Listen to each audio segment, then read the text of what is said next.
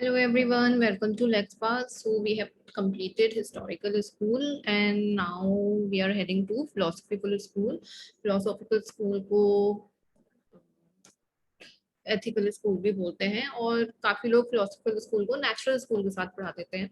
सो पढ़ाना साथ में ठीक है, but many people think that philosophical school is the other name of natural school, but ऐसा नहीं है. फिलोसफिकल और नेचुरल स्कूल दोनों अलग अलग है. The other term for this is ethical school and not natural school. Philosophical school और natural school में सिमिलैरिटीज हैं, लेकिन एक बहुत बड़ा की डिफरेंस ये है कि नेचुरल स्कूल डिवाइन लॉ में बिलीव करता है, लॉ ऑफ गॉड, और फिलोसफिकल स्कूल में ऐसा कुछ नहीं है. तो ये डिफरेंस हमेशा याद रखें और फिलोसफिकल स्कूल और नेचुरल स्कूल से कंफ्यूज ना हो. अब हम आते हैं ज्यूरिस्ट पे. जो इसके मेन ज्यूरिस्ट हैं, मैंने नाम लिखे हुए हैं, वो है Immanuel Kant, Hegel, Fuller, Fichte, Schelling, Spengler, Bacon, Hugo Grotius. Hugo Grotius को फादर ऑफ फिलोसॉफिकल स्कूल भी बोला जाता है. एंड बेसिकली आप इस स्कूल को जर्मन स्कूल भी बोल सकते हो, क्योंकि मतलब बोल सकते हो, ऐसा नहीं कि बोला जाता है, क्योंकि most of the jurist are from Germany. ये वहीं पे फूला फला है. एंड फिलोसॉफिकल स्कूल और हिस्टोरिकल स्कूल में भी काफी सिमिलैरिटीज हैं, and therefore it is this school is also known as the offshoot of historical school. That is the branch, you can say that it as the branch of the historical school. And jurist Friedman call it as a philosophical historism. That is why, because of this reason. And और इसमें क्या होता है, metaphysical method are employed in this school. और इसका purpose of law क्या है कि इन्वेस्टिगेट किया जाता है कि पहले क्या हुआ था, what exactly is the nature, relation, ये सारी चीजें ध्यान में रखते हुए लॉ का पर्पस डिफाइन किया जाता है. तो और इसमें बेसिकली एथिक्स एंड मॉरल्स देखे जाते हैं. सो हमारे हिस्टोरिकल स्कूल में क्या था, कस्टम और ट्रेडिशंस देखे जाते थे. तो यहाँ पे एथिक्स पे ज्यादा जोर दिया गया है. और ये यही है. हमने हिस्टोरिकल स्कूल में देखा था कि मेटाफिजिकल नहीं था, that was the pure theory. लेकिन यहाँ पे मेटाफिजिकल मेथड्स हैं, that is to know the nature of the things, why they exist, how they exist. Okay, तो ये हो गया फिलोसॉफिकल स्कूल की बात. अब हम चलते हैं इसके ज्यूरिस्ट पे. ये इसके मेन ज्यूरिस्ट है, मैंने यहाँ पे लिखे हैं ह्यूगो. 1583 से 1645 he was a Dutch. Immanuel Kant, German. Then came George Friedrich Hegel. So sorry. Then Rudolf Stammler, he was also a German, 1856 to 1938. And then Friedrich Wilhelm Jossel von Schelling, and he was also a German, 1775 से 1854. So जो main तीन हैं वो है ह्यूगो, Emmanuel and Hegel. और ह्यूगो को father of philosophical jurisprudence भी बोला जाता है. He is also known as the father of international law. इन्होंने बुक्स भी लिखी, इनकी बुक है, ये जो बुक्स है ना, इनको आप याद कर लो, क्योंकि आ जाता है कि ये बुक किसने लिखी थी. और आप इस स्कूल के जूरिस्ट कैसे याद कर सकते हो, आप ये देखो कि जितने भी नाम है, कोई ऐसा ब्रिटिश नेम या यूएस का नेम नहीं है. सारे आप एक तो दिमाग में बिठा लो कि जो फिलोसॉफिकल स्कूल है बेसिकली थोड़े डिफरेंट जर्मन नेम्स होंगे, यूरोपियन नेम्स होंगे. और Immanuel Kant, Grotius, Hegel, Schelling, Stammler, Schelling और स्टैमलर दोनों ऐसे हो गए. इमैनुअल कांट तो पॉपुलर नेम है ही. तो आप ऐसे बिठा लो कि ये सब जर्मन है, so they are connected to philosophical school. और ह्यूगो ग्रोशियस, ह्यूगो एक मूवी भी है, तो अगर आप उसे याद कर सको. सो और कोई तरीका, अगर ABCDEFGHI, और कोई तरीका मुझे दिख नहीं रहा है इसको याद करने का. तो मैंने एक्चुअली ऐसे याद किया था, तो मैंने इसलिए आपको बताया. और आपको जैसा बेटर लगे आप देखना कैसे याद कर सकते हो. तो बुक्स के नाम भी याद रखने हैं. इन्होंने, ह्यूगो ग्रोशियस ने बुक लिखी on the law of war and peace, and then he also wrote Mare Liberum, this is the freedom of the seas. तो ये मैं सिर्फ ऐसे ही नॉलेज के लिए बता रही हूँ. तो this freedom of the seas, Mare Liberum is on the seas international law की सी का ज्यूरिसडिक्शन क्या होता है, इसीलिए इनको फादर ऑफ इंटरनेशनल लॉ भी बोलते हैं, क्योंकि इन्होंने काफी काम किया इंटरनेशनल लॉ पे. तो एक ये बुक है इनकी, और एक बुक है on the law of war and peace. अब इनकी थोड़ी सी थ्योरी बताते हैं कि क्या Hugo Grotius, what he thought law as. So philosophical school क्या बोलता है कि सोसाइटी की ना कुछ आइडियोलॉजीज होती है, कुछ आइडियाज होते हैं, कुछ रीजन होती है, और उनको फुलफिल करने के लिए लॉ बनाई जाती है। और जो मिस्टर ह्यूगो ग्रोशियस थे, ये ऐसे फर्स्ट पर्सन थे जिन्होंने एक्चुअली नेचुरल लॉ और फिलोसफिकल स्कूल को सेपरेट किया। कैसे किया? जानबूझ के नहीं किया, क्योंकि अब इस थ्योरी की जो उन्होंने सेपरेट किया law of reason from divine law. जैसे कि नेचुरल स्कूल में था कि डिवाइन लॉ ही लॉ है, उसको आप चेंज नहीं कर सकते, ये सारी चीजें नेचुरल स्कूल में भी आगे पढ़ेंगे। तो ही सेड कि नो, लॉ रीजन से आती है। तो he is the first person जिन्होंने यहाँ से ये थ्योरी निकाली।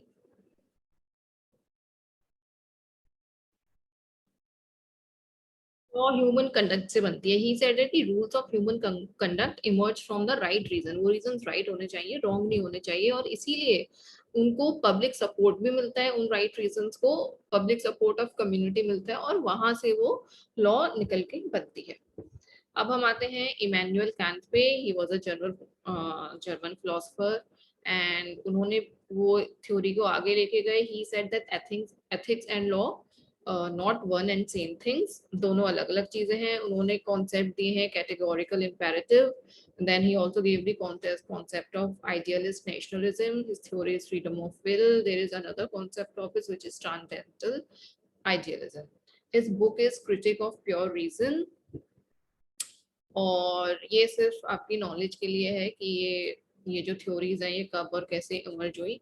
तो 17th और 18th सेंचुरी में, मतलब आपको ये यहाँ आपके इनके ईयर से पता चल ही जाएगा। एंड तो ये दोनों का पार्ट है, 17th 18th और 19th सेंचुरी को मिला के, रेशनलिज्म और लिबरलिज्म को मिला के। तो अब हम बात करते हैं कि एग्जैक्टली इमैनुअल कैंट ने कहा क्या था और उनकी ये थ्योरीज का मीनिंग क्या है। इमैनुअल कैंट की थ्योरी, फर्स्ट थ्योरी आती है कैटेगोरिकल इम्पेरेटिव। तो इनके हिसाब से, इस थ्योरी के हिसाब से, कैंट के हिसाब से, कि एक पर्सन जिस जो एक्ट करता है ना, उस एक्ट में कोई मॉरल ऑब्लिगेशन नहीं होना चाहिए। अगर उसने वो एक्ट किया तो वो एक सोचा समझा एक्ट होना चाहिए, जिसमें कोई इमोशंस ना हो, इमोशन से वो परे होना चाहिए वो एक्ट। तो अब इसका मतलब क्या है? इसका मतलब ये है कि कि उसको एक इस तरीके से एक्ट करना चाहिए, मतलब कि उन्होंने इमैनुअल कैंट ने एक बहुत ही ज्यादा ऐसा एग्जाम्पल आपके सामने रख रहे हैं जो कि पॉसिबल नहीं है। वो मैं आपको एग्जाम्पल से बताऊंगी। he has stated that man should act in such a way that his maximum actions could be made the maximum of a general action। तो उसके जो मैक्सिमम एक्शन है वो एकदम जनरल एक्शन लगे। और उन्होंने मोरालिटी और लॉ को अलग किया है। तो अब ये कैसे पर्सन को ऐसे एक्ट करने चाहिए, जो इसमें लिखा है ना, maximum actions could be made the maximum of a general action. तो अगर मैं कोई एक्ट कर रही हूँ तो मुझे वो एक्ट ऐसा सोच समझ के ऐसा करना चाहिए कि जनरल लोग भी वैसा ही एक्ट करेंगे। इसका मतलब जैसे कि एथिक्स से निकाला है ना इन्होंने, रीजन और एथिक्स, तो ज्यादातर लोगों को एज पर एथिक क्या करना चाहिए? मान लीजिए झूठ नहीं बोलना चाहिए। तो अगर मैं झूठ नहीं बोल रही हूँ तो मैं सबसे यही एक्सपेक्ट करूंगी कि सोसाइटी में और भी कोई झूठ ना बोले। तो इसका मतलब ये है कि इंसान को झूठ नहीं बोलना चाहिए, लेकिन मतलब कभी भी नहीं बोलना चाहिए। लेकिन अब इसमें इसका सबसे बड़ा क्रिटिसिज्म ये है कि आप मान लीजिए आपके आपके सामने एक मर्डरर खड़ा है, वो आपकी फैमिली को मारना चाहता है, मेरी फैमिली को मारना चाहता है। वो मर्डरर मुझसे पूछे, ये काफी फेमस एग्जांपल है, मुझसे पूछे कि तुम्हारी फैमिली कहाँ है, क्योंकि तो और मुझे पता है कि अगर मैं उसे बता दूं कि मेरी फैमिली कहाँ है तो वो उनका मर्डर कर देगा। तो इस सिचुएशन में क्या मैं सच बोल सकती हूँ कि मेरी फैमिली वहां पे है? मैं ऑब्वियसली यही बोलूंगी कि मुझे नहीं पता। तो यहाँ पे मैंने झूठ बोल दिया। तो इसीलिए ये एक बहुत ही बड़ा क्रिटिसिज्म है इनकी थ्योरी का। एक तरीके से सही कह रहे हैं वो, लेकिन ऐसा प्रैक्टिकल लाइफ में पॉसिबल नहीं है। लेकिन अगर आप, इसका एक और है कि झूठ बोलने वाला ये है, लेकिन आप तो मतलब यही है कि जो, अगर मैं जो एक्ट कर रही हूँ वो कोई और भी ना करे। अगर आप चाहते हैं कि कोई मर्डर ना करे तो आप भी मर्डर मत करो। तो अगर सोसाइटी इस तरीके से चलेगी तो वो एक अच्छी सोसाइटी बन जाएगी। लेकिन जो मैंने अभी आपसे वो झूठ वाला एग्जाम्पल दिया था, तो बहुत सी चीजों में सोसाइटी अटक भी जाएगी और ये प्रैक्टिकली पॉसिबल नहीं होगा। तो यही है इनकी कैटेगोरिकल इम्पेरेटिव की थ्योरी, क्योंकि मान लीजिए, क्योंकि ये यही बोल रहे हैं कि कोई मॉरल ऑब्लिगेशन नहीं होना चाहिए, लेकिन यहाँ झूठ बोलने वाले एग्जाम्पल में मॉरल ऑब्लिगेशन तो आ गई ना, आप एक्चुअली मॉरल ऑब्लिगेशन नहीं हटा सकते हैं।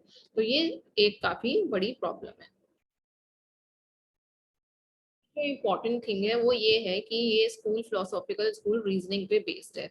तो ये जो थ्योरी है कैटेगोरिकल इम्पेरेटिव, जो बोलती है कि everyone should act in such a way that his maximum actions could be made the maximum of a general action. तो ये उनका एक रीजनिंग पे बेस है। वो ये नहीं बोल रहे कि झूठ बोलना गंदी बात होती है तो इसीलिए झूठ मत बोलो। वो इसीलिए बोल रहे हैं क्योंकि हर इंसान का ये एथिक है कि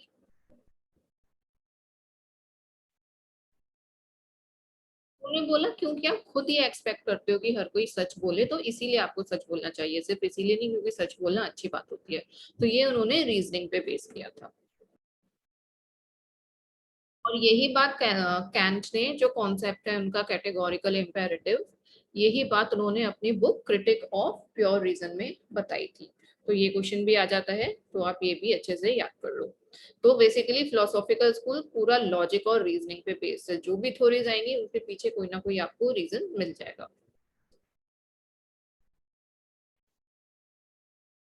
अब मॉरल्स को समझने के लिए इमानुएल कैंट ने ये दो कॉन्सेप्ट दिए थे, ट्रांसडेंटल आइडियलिज्म और आइडियलिज्म रेशनलिज्म, और इसी में आपके फ्रीडम ऑफ विल भी ऐड हो जाएगी।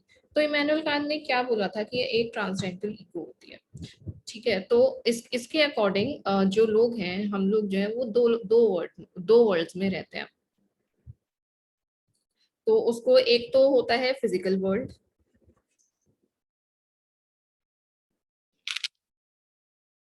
एक होता है इंटेलेक्चुअल वर्ल्ड। तो ये फिजिकल वर्ल्ड या एम्पेरिकल वर्ल्ड में ऑब्जर्वेशन कैसे होती है, तो थ्रू सेंसेस होती है, चीजों को देख के, चीजों को फील करके। थिंग्स यानी कि things that can be perceived. और जो इंटेलेक्चुअल वर्ल्ड है उसमें, उसको नॉमिनल वर्ल्ड भी कहते हैं, उसमें आप कैसे करते हो, थ्रू इंटेलेक्ट, जो कि नाम ही बता रहा है। तो इन दो चीजों के थ्रू आप चीजों को परसीव करते हो, वेदर बाय सीइंग और through your mental mental ability. ये तो हो गया ट्रांसडेंटल आइडियलिज्म, जो जिसमें दो टाइप्स के वर्ल्ड्स के बारे में इमैनुअल कांट ने बताया है, फिजिकल वर्ल्ड और इंटेलेक्चुअल वर्ल्ड। अब जो इसको मिला के वो थ्योरी लाई है आइडियलिस्ट रेशनलिज्म की, जिसमें उन्होंने बोला है कि इसके अकॉर्डिंग क्या होता है, तो ये जो दोनों वर्ल्ड होते हैं ना, जो ट्रांसडेंटल से निकले हैं, फिजिकल और इंटेलेक्चुअल वर्ल्ड, ये दोनों एक दूसरे को इन्फ्लुएंस करते हैं और they play a complementary role of for each other. दोनों कॉम्प्लीमेंट करते हैं एक दूसरे को, लेकिन जनरली क्या होता है जब इनका इंटरप्ले हुआ होता है, तो जो इंटेलेक्चुअल वर्ल्ड है वो जनरली फिजिकल वर्ल्ड को डोमिनेट करता है। और यहीं से उनकी जो थ्योरी ऑफ मोरालिटी है और जो फ्रीडम है वो निकल के आती है। तो इस थ्योरी के हिसाब से जो मैन है, he is a free being, and he he always feels as a free moral agent. मतलब कि हम अपने मॉरल के हिसाब से बिहेव करते हैं in whatever manner we want to. However जो हमारा इंटेलेक्चुअल माइंड माइंड है, ये हमें डायरेक्ट करता है to act in a particular manner. ये या तो हमें ये हमें हम कैसे चूज करते हैं कि व्हाट इज राइट और रॉन्ग, ये हम अपने इंटेलेक्चुअल से चूज करते हैं।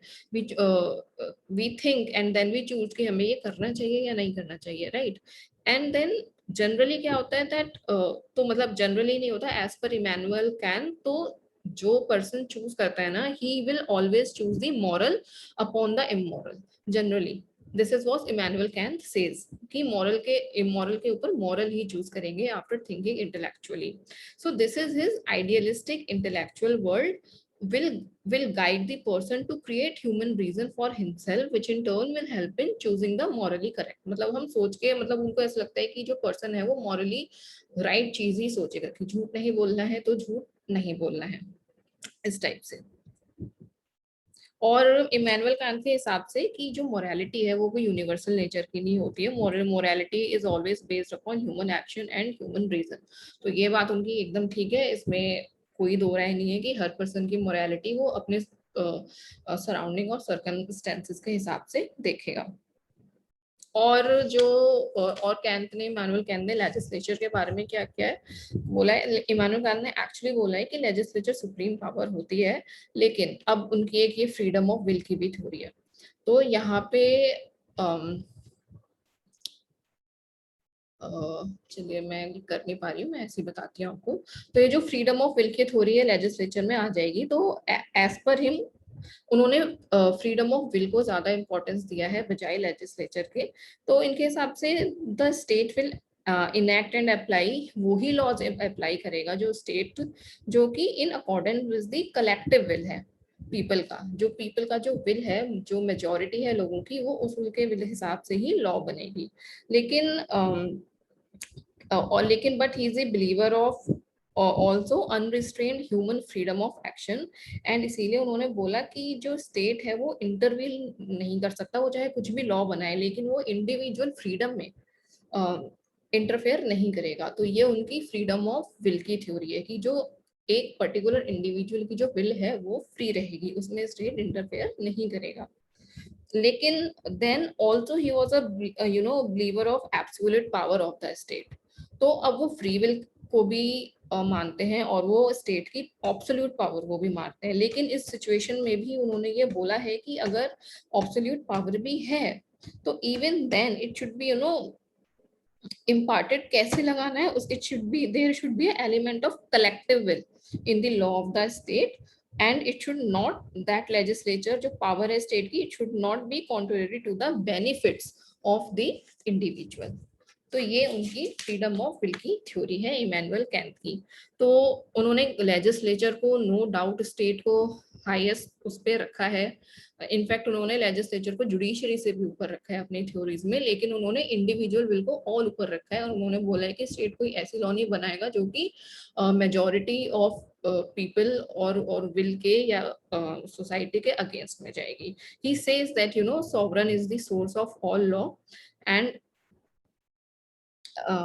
it can never be wrong, ऐसा उन्होंने बोला है। But even then it is the number one priority is the freedom of will. वो ऐसा क्यों बोलते हैं कि सोसाइटी सॉवरन कोई ऐसी लॉ नहीं बनाएगा जो लोगों के इंडिविजुअल विल के अगेंस्ट हो और हमेशा मेजोरिटी को साथ लेके चलेगा। एंड वो ये भी मानते हैं कि सॉवरन की राइट्स होती हैं और ड्यूटीज नहीं होती हैं। So this is all about Immanuel Kant. काफी इंपॉर्टेंट है उनके टॉपिक्स। कैटेगोरिकल इंपेरेटिव तो वो यहाँ पे मैं एक बार रिवाइज करवा देती हूँ कि वो यहाँ पे बोल रहे हैं कि maximum actions could be made maximum of a general action. तो मतलब जो ज्यादा बिना जो आप एक्शन कर रहे हैं उसमें मॉरल ग्राउंड को हटा के लॉजिक और रीजन के साथ जो सोच रहे हैं, ऐसा ही आप सबके लिए सोचेंगे जो चीज सही है, जनरल विल को साथ लेके चलेंगे। Freedom of will, freedom of will क्या है कि स्टेट जो भी लॉ बना रहा है उसमें टॉप प्रायोरिटी इंडिविजुअल विल को मिलेगी कि ज्यादातर लोग क्या चाहते हैं कि क्या लॉ बने। Transcendental idealism and rational idealism. तो ट्रांसडेंटल आइडियलिज्म दो तरीके के होते हैं, एक फिजिकल हो गया, एक इंटेलेक्चुअल हो गया। दोनों एक दूसरे को जोड़ते हैं, दोनों कॉम्प्लीमेंट्री हैं। और जनरली इंटेलेक्चुअल विल ऊपर रहती है। जब आप कोई चीज करने जा रहे हो तो आप मॉरल इमोरल कैसे सोचते हो, वो आप इंटेलेक्चुअली ही सोचते हो, और वहीं से वो आपका मोरालिटी और इमोरलिटी निकल के आती है। और वहीं पे आपका ये आइडियलिस्ट रेशनलिज्म का कॉन्सेप्ट यही है कि आप किस तरीके से रेशनलाइज कर रहे हो मॉरल और इमोरल को। So intellectual dominate the physical world, और जनरली आप अपनी सिचुएशन को देख के जो इंसान है वो मॉरल चीजें चूज करता है इमोरल के ऊपर। So this is his idealist rationalism. So this is the theory of Immanuel Kant. और अब मैं नेक्स्ट डिस्कस करेंगे हेगल को in the next lecture. Till then bye.